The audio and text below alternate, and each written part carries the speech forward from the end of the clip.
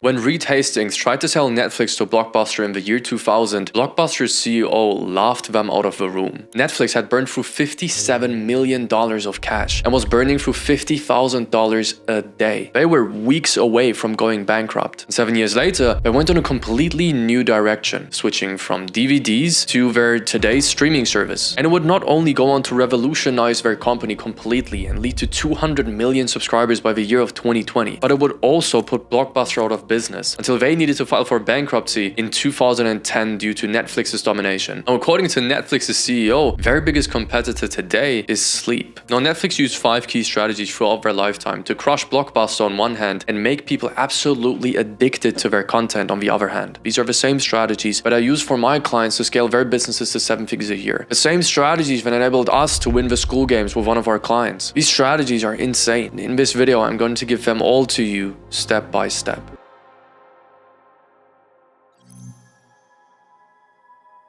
The first strategy of Netflix was to stop competing and start creating. You see, in the beginning of 2025, I partnered up with one of my clients, Oscar Patel, to achieve something nobody has managed to do before. He's basically a looks maxing coach, and we realized that as soon as we mentioned to all our prospects and leads that all they needed to do in order to become attractive was to become healthy and not try any hour-long routines or skincare products, they would immediately pull out their credit card and pay us. So we've used that. We've dropped the skincare, the products, the routines, the techniques, all the tips, tricks, and trends that people would use, and only focus on health and spread that only notion in every single one of our pieces of content. Our VSLs, our YouTube videos, our DM setters. I told it to my video editors, and the result, our sales started to skyrocket up until the point where we became the fastest growing health community on Skool. We overtook Hamza Adonis, the YouTuber. We overtook the Belmar brothers, Nate Belmar and Luke Belmar, all within a few months. And that's because human beings don't want better. They want new. You see, if I tell you that my solution is the exact same solution that you've tried before but failed with, I will need to convince you that you will succeed with my product although you already failed. But if I tell you that my solution is a completely different solution to whatever you have tried before, it's completely different than all the routines and all the skincare products, it is completely new, and what I need to convince you of is what you believe already, which is that the things that you have tried already were supposed to make you fail, and the new stuff can work because it's different than the stuff that you failed with. The old product was bad, it's not your fault, it was the product's fault. Here's a new product that dozens, hundreds, if not thousands of people got results with. Blockbuster DVDs need a DVD player. They're often sold out. They cost $10 per movie if you bought them, and you needed to take an entire DVD player to your friend's place to watch it with them. Or just pay $20 for a streaming service, get access to thousands of movies and series that would cost $10 each, and save yourself from buying a DVD player. Enjoy it on your laptop, and all you needed to take to your friend's movie night was a Wi-Fi and a password. Blockbuster simply couldn't win. And in Oscar Patel's case, you could either go through an hour-long routine every single morning and spend hundreds of dollars on skincare products and supplements and medicine and hospital bills because you're unhealthy, or you just figure out how to become healthier by joining his community for $37. $0 in extra costs, no product, no routine, just simply a healthier lifestyle, and voila, you'll see visible results in the first 2 weeks. Your skin clears up, your testosterone rises up, you might even gain a couple of inches in height, your health even makes you more confident, you become almost magnetic. Our competition couldn't win because we won before we promoted our product whilst we built it. And the framework in order to build something new is ERRC. What can you eliminate, reduce,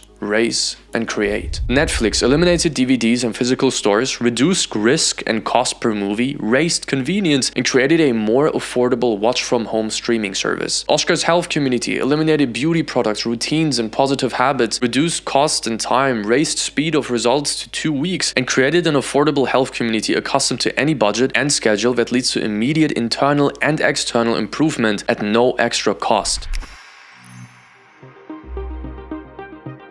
Now, the second strategy of Netflix was fast trial and research. Let me give you an example. If you looked at Blockbuster, in order for them to introduce a new movie, they first needed to buy the licenses to a new movie and produce stock for thousands of stores. And then they will send it to selected stores in the country, and that will take multiple months. Then you wait another month in order to track how many sales and rentals were made. And then either dump the whole stock because nobody wanted to buy it, or you order more. But you determine all of that on top of one singular metric: sales. You don't even know whether the people who bought the movie, watched the movie, or wanted another part. You have almost no data. And then you repeat that process in 25 different countries with different cultures and different interests. For Netflix, you look at the most common search results on the platform itself, movies that people searched for that simply weren't available yet. And then you just buy the license for a movie that a lot of people search for already because it is in demand. They couldn't fail. You track the data on how many people buy it, how long they watch it, and whether they look for a part 2. And if a movie had good metrics, you simply just buy the licenses for a lot more countries where people search for that exact movie as well. So you have a complete overview of how many people actually want the movie before you even buy the licenses to the movie. So Netflix's approach was cheaper, faster, and completely risk-free. And to summarize all of this into one singular message, the literal CEO of Netflix once said, "Try lots of experiments, but make them as cheap as possible."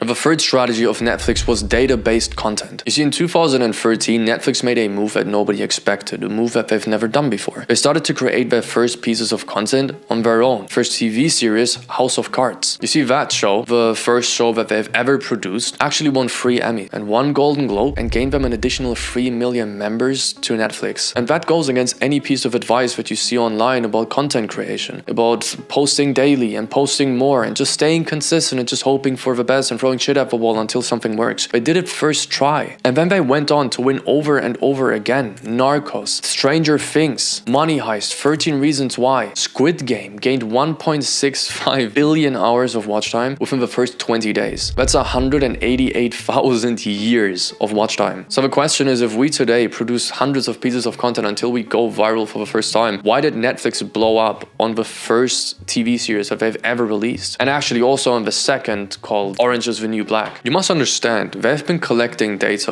on what works and what doesn't for 14 years before they ever launched Squid Game. What got clicked, watched, rewatched, searched for, and what didn't. What fans created shows and which ones got forgot, which shows were trends and which ones lasted forever. So what's interesting is they've used other movies in order to create one of the most unique TV series and movies the world has ever seen. Yet everybody online tells you to not copy other people because then you'll be inauthentic or you won't be unique and there's no chance of performing. But they did. And I want to preface this by just saying that I've helped a lot of businesses scale through personal brands. In 2025 alone, our consultancy generated more than $900,000 in profit for all of our clients through personal brands. And the most common mistake I see my clients make is that they think that they need to be unique or authentic so they don't copy other people. They just focus on their own lane and they have this tunnel vision of, oh, I need to do my own thing. And I get that because they think that they'll sacrifice their authenticity or their uniqueness. But that's not true. I would encourage you from the deepest place of my heart to watch what other people do. Look at what they do. Look at what works and what doesn't. Collect data. How do they make people watch? How do they hook them? How do they retain them? How do they make them follow, subscribe, click, book a call, buy a product, whatever? Netflix didn't do what works already. They didn't copy a show, but they figured out why it worked and why things didn't work. So they applied exactly that in order to build House of Cards, a show that literally won 3 Emmy Awards and 1 Golden Globe at the first try. They simply figured out what people wanted and then they gave them exactly what they wanted. That's the only thing that you need to do. It doesn't make you inauthentic. So figure out what people want and give it to them. Wherever you launch a new product, work on your personal brand, launch an ad, write a VSL, figure out what people want and then give it to them, just like Netflix. I appreciate you for taking the time,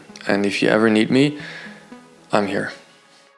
I completely forgot about this part. Netflix is only one of hundreds of businesses that I've studied in order to figure out how to scale your business with content. And we do it very well. In 2025 alone, we've generated our clients more than $900K in profit only through personal brands. We attract and pre-close all our clients' customers before they ever hop on a sales call or go on a landing page, which is why we make our clients a lot of money. If that sounds of any interest to you, we are giving an entire library of everything that I've learned over the last 3 years of attracting and pre-closing clients before the sales call via personal brands to every single client inside our consulting firm Audiencia. If that sounds of any interest to you, I'll tell my video editor to leave a link at the top of the description.